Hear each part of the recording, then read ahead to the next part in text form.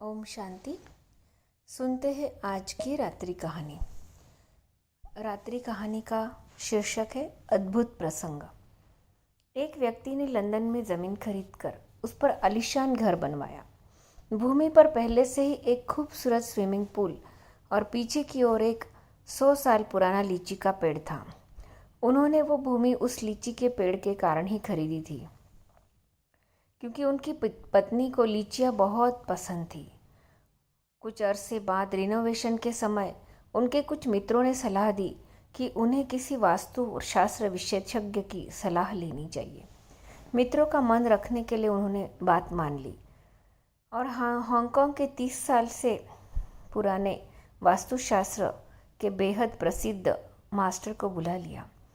उन्हें एयरपोर्ट से लिया। दोनों ने शहर में खाना खाया और उसके बाद वो उन्हें अपनी कार में लेकर अपने घर की ओर चल दिए।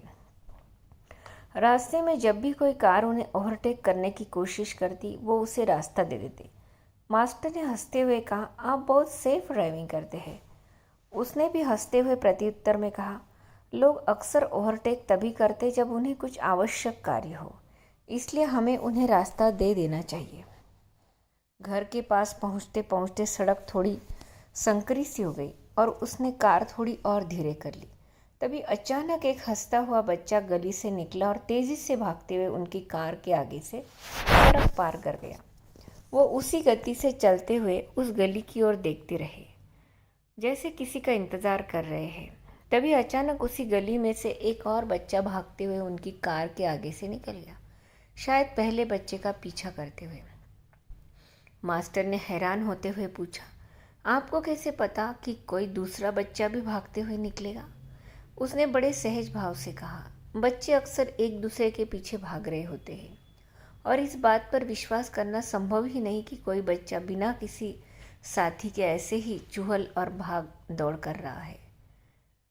मास्टर इस बात पर बहुत जोर से हंसे और बोले कि आप निस्संदेह कुछ सुलझे हुए व्यक्ति हैं।